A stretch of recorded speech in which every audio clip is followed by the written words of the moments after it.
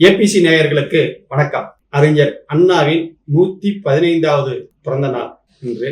அண்ணாவை நமது இளைஞர்களுக்கு என்னவாக தெரியும்? அவர் ஒரு சிலையாக இருக்கிறார், குள்ளமான உருவம். அவர் ஒரு முதலமைச்சராக இருந்தார், திமுகவினுடைய தலைவர், திமுகவை தொடங்கினார்.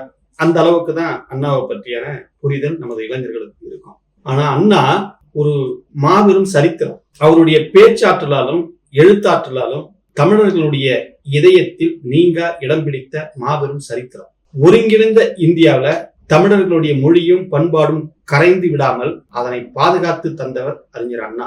அறிஞர் அண்ணா 1909ஆம் ஆண்டு செப்டம்பர் 15ஆம் தேதி காஞ்சிபுரத்துல பங்காரு நடராஜன் என்ற ஏழை தம்பதிக்கு நெசவு தொழில் செய்யக்கூடிய அந்த ஏழை குடும்பத்தில் அறிஞர் அண்ணா பிறந்தார். காஞ்சிபுரத்திலே பச்சையப்பன் பள்ளியில ஆரம்ப பள்ளியை படிக்கிறார்.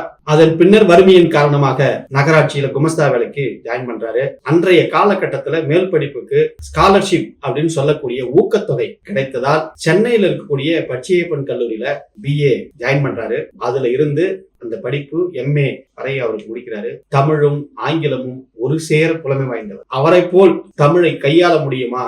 அவரை போல் எழுத முடியுமா? அவரை போல் இலக்கியங்களை பேச முடியுமா என்று ஒருவர் உண்டு என்றால் அவருக்கு நிகர் அவரேதான். அவருக்கு ஈக்குவல் ஒருவர் தமிழை கையாளுவதில் அடுக்கு மொழியிலும் வர்ணனையிலும் இன்னொருவர் சாத்தியமே கிடையாது. அப்படி என்று அந்த காலகட்டத்தில் நிரூபிக்கப்பட்ட தலைவர் அவர். அவர் முதல்ல 1935ஆம் ஆண்டு திருப்பூர்ல தந்தை பெரியார ஒரு நிகழ்ச்சியில சந்திக்கிறார். அப்போது தந்தை பெரியார் அண்ணாவை அழைத்து குடும்ப சூழ்நிலையின் காரணமாக வேலைக்கு ஏதாவது போக வேண்டும் என்று விரும்புகிறீர்களா என்று கேட்கிறார். அதற்கு அண்ணா சொல்கிறார், இல்லை இல்லை, முழு நேரமும் பொது வாழ்க்கையில் ஈடுபட முடிவு செய்திருக்கிறேன் அப்படின்னு சொல்றார். அன்று முதல் தந்தை பெரியார் தான் அவருக்கு தலைவர். தலைவரோடு தந்தையும் ஸ்தானத்திலும் இருக்கக்கூடியவர் என்று உணர்ந்து அவருக்கு பின்னாலேயே நடந்தார், பேசினார், எழுதினார். திராவிட கருத்துக்களை, திராவிட கொள்கைகளை நாடு முழுக்க கொண்டு போய் சேர்த்தார்.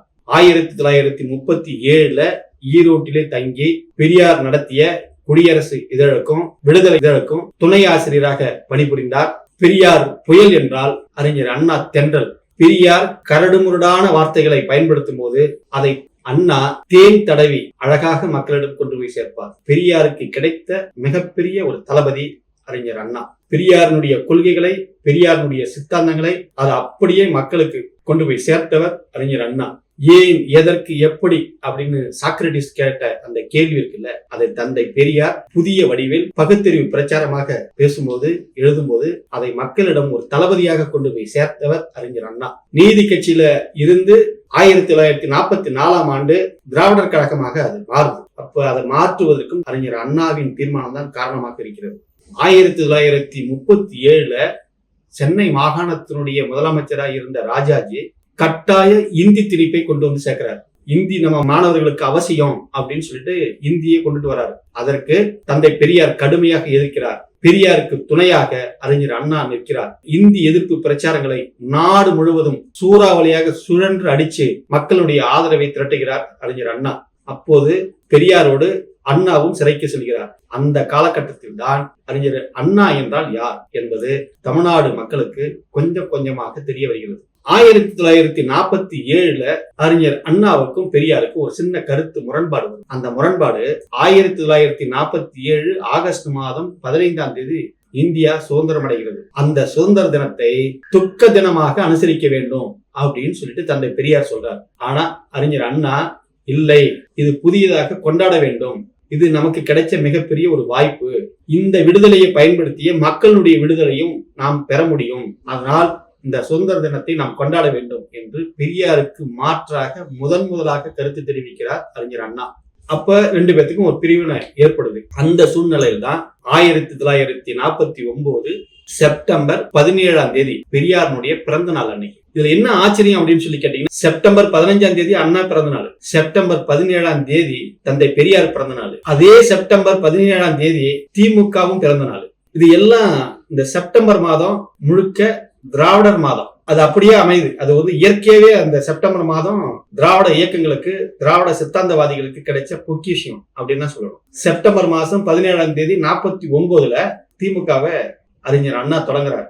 தன்னுடைய 40வது வயதுல ஒரு கட்சியினுடைய தலைவராக, பொதுச் செயலாளராக ஆகிறாரு அறிஞர் அண்ணா. அவருக்கு பின்னாடி இருக்கக்கூடிய தொண்டர்கள், நிர்வாகிகள் எல்லாமே 22 வயது, 23 வயது, 25 வயது கொண்ட இளைஞர் பட்டாளம்.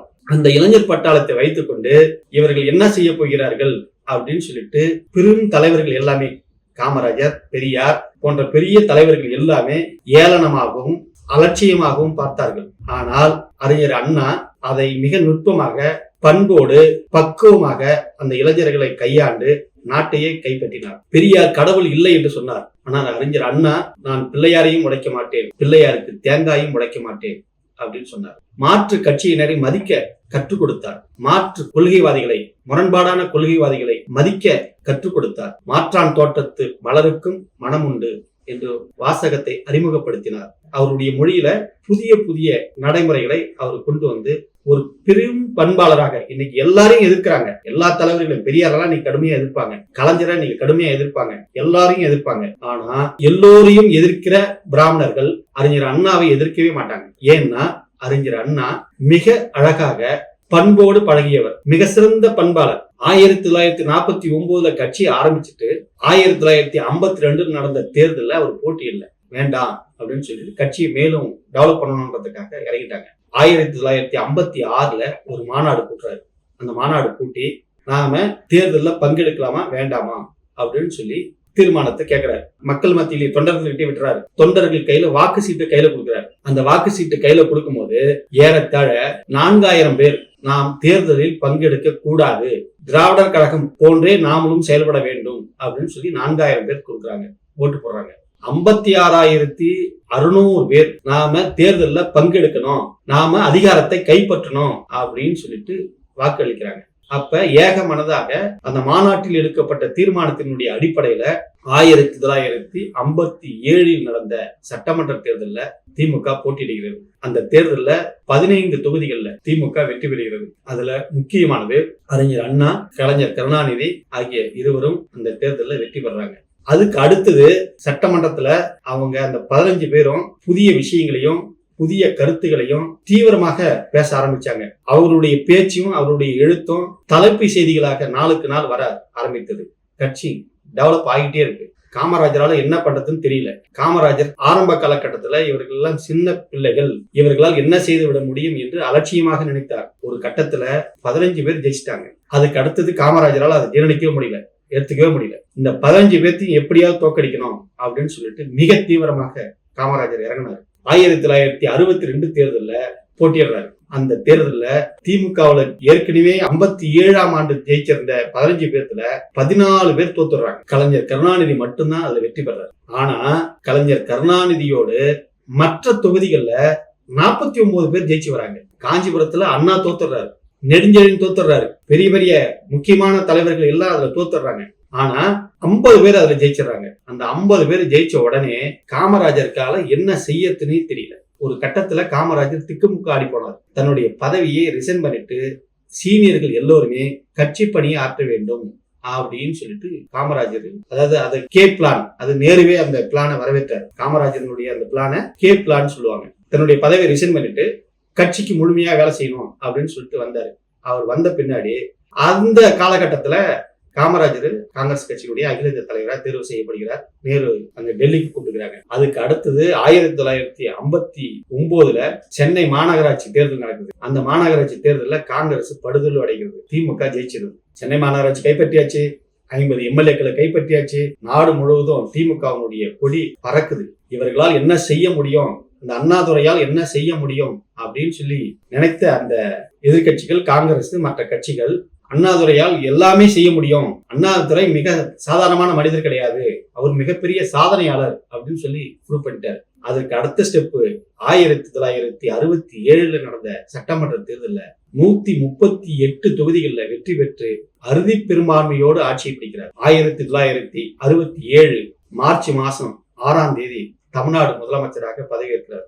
அவர் பதவி ஏற்றுக்கொண்ட உடனே அவர் செய்த முதல் வேலை திருச்சியில் இருக்கக்கூடிய தந்தை பெரியாரை போய் சந்திக்கிறார். 1949 பிரிந்த தந்தை பெரியார், அறிஞர் அண்ணா இருவரும் 67 திருச்சியில் இருக்கக்கூடிய பெரியாரை போய் சந்திச்சு, எங்களுடைய ஆட்சியை, எங்களுடைய நிர்வாகத்தை உங்களுக்கு காணிக்கையாக்குகிறோம், நீங்கள் சொல்வதை தான், உங்கள் கொள்கையை தான் நாங்கள் வேதவாக்காக எடுத்துக்கொண்டு அமல்படுத்துகிறோம் அப்படின்னு சொல்லிட்டு போய் ஆசீர்வாதம் வாங்கிட்டு வராரு. பெரியார் நெகிழ்ந்து போயிடுறாரு. என்னடா இவ்வளவு நாள் நம்ம திட்டிட்டு இருந்தோம், இவனுக்கு தேரமாட்டானுவே வரமாட்டானுவே அப்படின்னு சொல்லி திட்டிவிட்டோம், நேரா வந்து நம்ம கிட்ட வந்து உக்காந்துட்டானுல அப்படின்னு சொல்லிட்டு பெரியார் நெகிழ்ந்து போறாரு. அவரால் என்ன செய்யணும்னே தெரியாம பெரியார் திக்குமுக்காடி போனார். அதுக்கு அடுத்தது சென்னை மாகாணமா இருந்த தமிழ்நாடு என்று பெயர் வச்சு அழகு பார்த்தார். மேடைதோறும் நடந்து கொண்டிருந்த சீர்திருத்த திருமணங்கள், மாலை மாற்றிக்கொள்ளும் திருமணங்கள், தலைவர்களை வைத்து செய்யக்கூடிய திருமணங்கள், இது எல்லாம் செல்லாது என்று இருந்த அந்த சட்டத்தை மாற்றி அந்த சீர்திருத்த திருமணங்களுக்கு சட்ட அங்கீகாரம் வழங்கப்படும் என்று ஒரு தீர்மானத்தை கொண்டு வந்து அது சட்ட வடிவமாக மாற்றினார். அதற்கு அடுத்தது இந்தி எப்போதும் உள்ள வரும் அப்படின்றதுக்காக அதை தடுத்து தமிழ்நாட்டில் தமிழர்களுக்கான மொழி தமிழ் மொழி, உலகத்திற்கு தொடர்பு கொள்வதற்கான மொழி ஆங்கிலம், இருமொழி கொள்கை தான் தமிழ்நாட்டில் ஆட்சி மொழி அப்படின்னு சொல்லிட்டு அந்த தீர்மானத்தை கொண்டு வந்தார். இந்த 3 தீர்மானங்களும் தமிழர்களை, தமிழனுடைய வளர்ச்சியை எங்கேயோ கொண்டு போய் சேர்ந்துருச்சு. இப்ப நீங்க இந்தி படிச்சிருந்தா, இங்க இருக்கக்கூடியவர்கள் இந்தி படிச்சிருந்தா எங்க போக முடியும்? பாம்பே போலாம், டெல்லிக்கு போலாம், குஜராத் போலாம், ராஜஸ்தான் போலாம், மத்திய பிரதேசம் போலாம். ஆனா அண்ணாவினுடைய தொலைநோக்கு பார்வை, இங்க ஆங்கிலம் படித்தவர்கள் உலகம் முழுக்க இன்னைக்கு வந்து மாபெரும் தொழிலதிபர்களாகவும் பெரிய மேதைகளாகவும் இன்னைக்கு இருக்காங்க. அதுக்கு காரணம் சுந்தர் பிச்சைலாம் இருக்கார்ல, இன்னைக்கு கூகுள் நிறுவனத்தினுடைய தலைவர் சுந்தர், இருமொழி கொள்கை தான் காரணம். அந்த இருமொழி கொள்கையினாலதான் இன்னைக்கு வந்து உலகம் முழுக்க நம்ம ஆட்கள் வந்து தமிழர்கள் இன்னைக்கு வந்து விரிந்து பறந்து வாழ்ந்து கொண்டிருக்கிறார்கள் என்றால் அந்த இருமொழி கொள்கை தான் காரணம். அப்படி ஒரு தொலைநோக்கு சிந்தனையோட அதை தீர்மானமா கொண்டு வந்து அவர் நிறைவேற்றினார். அதற்கு அடுத்தது அவருக்கு 2 ஆண்டு, ஓராண்டு 8 மாதம் அவர் ஆட்சியில் இருந்தார். அதற்கு பின்னர் அவருடைய உடல்நிலை சரியில்லாம ஆனது. 1969 பிப்ரவரி மாதம் 3ஆம் தேதி மறைந்தார் என்று சொல்வதை விட சிந்திப்பதை நிறுத்தி கொண்டார். அவருடைய இறுதி ஊர்வலத்திற்கு ஏறத்தாழ 1.5 கோடி மக்கள் திரண்டிருந்தார்கள் அப்படின்னு கின்னஸ் ரெக்கார்ட் சொல்லுது. 1.5 கோடி மக்கள் திரண்டதாக கின்னஸ் ரெக்கார்டில் இடம் பெற்றிருக்கு. அது ஒன்றும் சாதாரணமான விஷயம் கிடையாது. உலகத்துல ஒரு மனிதனுடைய, ஒரு சாதாரணமான மனிதர், சாதாரணமான குடும்பத்தில் பிறந்து சரித்திரம் படைத்த ஒரு மனிதருக்கான இறுதி ஊர்வலத்தில் 1.5 கோடி மக்கள் திரண்டது அவருக்கு மட்டுமே. அதுவும் மக்கள் தொகை குறைவாக இருந்த 1969ஆம் ஆண்டு காலகட்டத்தில் 1.5 கோடி மக்கள் திரண்டு அவருக்கு அஞ்சலி செலுத்தியது, திரண்டு அவருக்கு கண்ணீர் சிந்தியது சாதாரணமான விஷயம் கிடையாது. அவ்வளவு பெரிய பண்பாளர். அந்த பண்பாளரினுடைய வரலாறுகளையும் அந்த பண்பாளரின் சாதனைகளையும் அடுத்த தலைமுறை இளைஞர்களுக்கு கொண்டு செல்வோம். நன்றி, வணக்கம்.